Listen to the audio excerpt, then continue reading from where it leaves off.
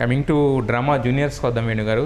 అంటే మీరు ఇంతకుముందు చెప్పారు, చాలా పేర్లు చెప్పారు. వాటిల్లో ఏంటంటే జబర్దస్త్, తర్వాత కామెడీ స్టార్స్, రెండిట్లో కూడా అంటే ఇప్పటివరకు మీరు కంటెస్టెంట్ కింద ఉన్నాయి కానీ జడ్జి సీట్లో కూర్చోవడం లేదు. అక్కడి నుంచి స్టేజ్ చూసారు, ఇక్కడ నుంచి స్టేజ్ చూస్తున్నారు కదా. ఇప్పుడు దానికి దీనికి డిఫరెన్స్ ఏమనిపిస్తుంది, ఎలా అనిపిస్తుంది? డెఫినెట్లీ ఫస్ట్ ఆఫ్ ఆల్ ఒక రీచ్ అయ్యామని ఒక ఆనందం డెఫినెట్లీ ఉంటుంది. ఎందుకంటే ఇప్పుడు ఏదైతే డ్రామా జూనియర్స్ జరుగుతున్న ఫ్లోర్లో ఊర్లోంచి పారిపోయి వచ్చి అన్నపూర్ణ గేట్ ముందు అలా యాక్టర్లు కారులో పోతుంటే చూడడం, డైరెక్టర్లు పోతుంటే చూడడం, అన్నపూర్ణ గేట్ లోపలికి ఎంట్రీ కోసం ఆల్మోస్ట్ ఒక 6 నెలలు కూర్చొని ఉంటాం అక్కడ ఆ గద్దె మీద. సో అలా కూర్చున్నప్పుడు ఎప్పుడోసారి చిన్న చిన్న పనులు దొరికాయి. అంటే సినిమా సెట్లు వేసినప్పుడు ఆ కర్రలు తీయడం కానీ, చిన్న కార్పెంటర్ వర్క్స్ ఉంటాయి, లేబర్ వర్క్ ఉంటుంది, అదంతా క్లీన్ చేయడానికి లేబర్స్ కావాలి. అలా క్లీన్ చేసే పరిస్థితిలో ఈ బయటకు వస్తే ఇక్కడ ఈ గేట్ దగ్గర కూర్చున్న మనకు అక్కడ పోస్ట్ ఉంటుంది కదా, పోస్ట్ కింద గద్దె ఉండేది, ఇప్పుడు మారి ఉంటుంది, ఆడ కూర్చునే వాళ్ళు. సో వాళ్ళకి 5 కావాలా 6 కావాలా, వాళ్ళని తీసుకొని వెళ్ళిపోయేవాళ్ళు.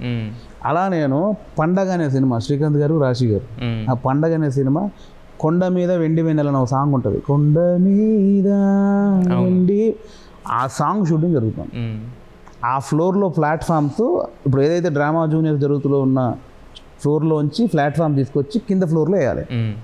నేను ఫస్ట్ వెళ్ళింది ఆ ఫ్లోర్లోకే. ఇప్పుడు అదే ఫ్లోర్లో నేను ఒక ప్రోగ్రామ్ జడ్జిగా కూర్చున్నాను.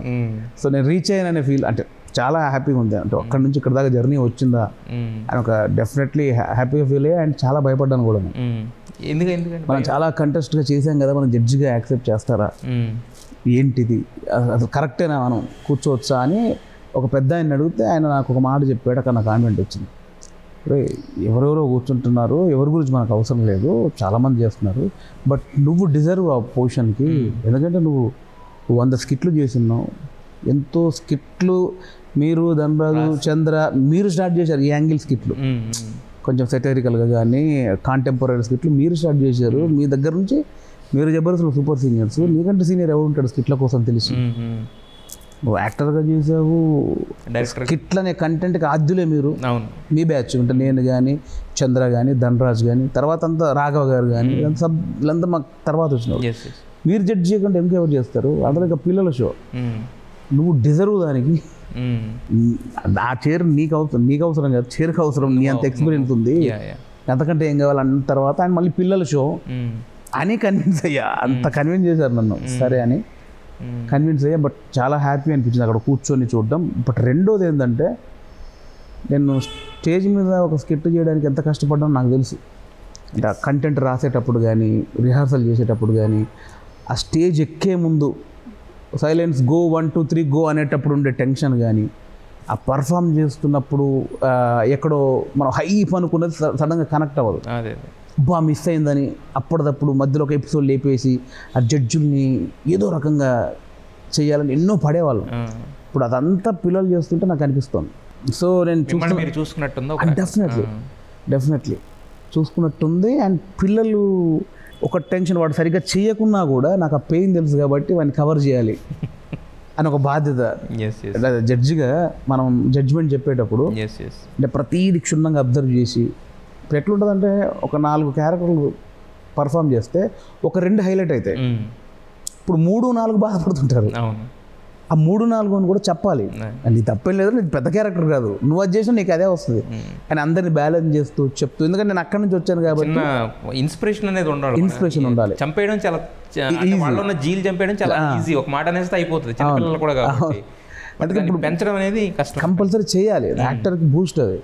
మొన్న ఒక ఎపిసోడ్లో ఏంటంటే జంతువుల మీద, అంటే జూలో జరిగే ఎలిఫెంట్, మంకీ, టైగరు, ఇలా జంతువుల మీద చేశారు. చాలా మంచి ఎమోషన్ స్కిట్, అద్భుతంగా చేశారు. బట్ ఎలిఫెంట్గా ఒక 2 వేషం వేశారు. ఇప్పుడు జంతువులాగా టైగర్ వేషం ఒకడు, ఎలిఫెంట్ వేషం ఒకడు, మిగతా మంకీస్ అంటే ఫేసులు కనిపిస్తున్నాయి. ముందు వాళ్ళ గురించి అందరూ మాట్లాడుతున్నారు. బట్ ఎలిఫెంట్ వేషం కింద 2 ఫస్ట్ నుంచి ఉన్నారు, అరగంట నుంచి ఆడు వంగేలాగే ఉన్నాడు. నేను ముందు వాళ్ళని తీయండి, వాళ్ళు ముందుకు రండి, ఫస్ట్ లైన్ నిలబడండి, మీ అందరికంటే వాళ్ళు ఇంపార్టెంట్. నాకు ఆ పెయిన్ తెలుసు కాబట్టి అలానే వాళ్ళందరినీ గుర్తించి వాళ్ళకి చిన్నగా 2 మాటలు చెప్తే చాలు. మనం 2 రోజులు రిహార్సల్ చేసి 3 రోజులు ప్రాక్టీస్ చేసి స్టేజ్ మీదకి వచ్చాక ఒక డైలాగ్ అయినా ఆ లాస్ట్ డైలాగ్ చెప్పిన కుర్రాడు భలే ఉందంటే ఆ ఒక్క మాట కోసం వెయిట్ చేస్తుంటాడు. నెక్స్ట్ వాడికి బూస్ట్ వస్తుంది.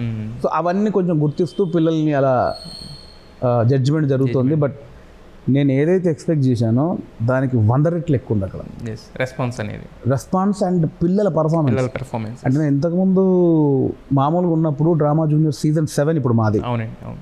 ఈ ఎమోషన్ కట్లు మన ట్రైలర్లలో ఎపిసోడ్ ట్రైలర్స్ వస్తాయి కదా, దాంట్లో ఎమోషన్ కట్లు వేస్తే కొంచెం మన సినిమాటిక్ కదా వాళ్ళు చేయడం, వీళ్ళు ఏడుపులు, వీళ్ళు ఎడిటింగ్లు అనుకునేవాడిని.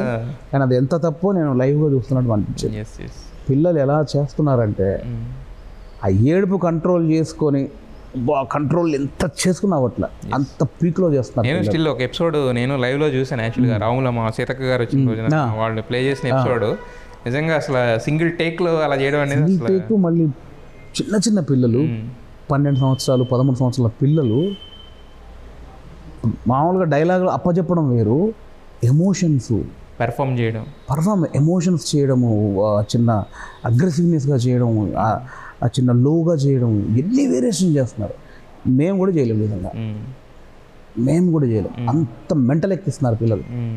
ఇంకొక గొప్ప విషయం ఏంటంటే వాళ్ళు ఎంత బాగా చేస్తున్నారో వాళ్ళకి తెలియదు.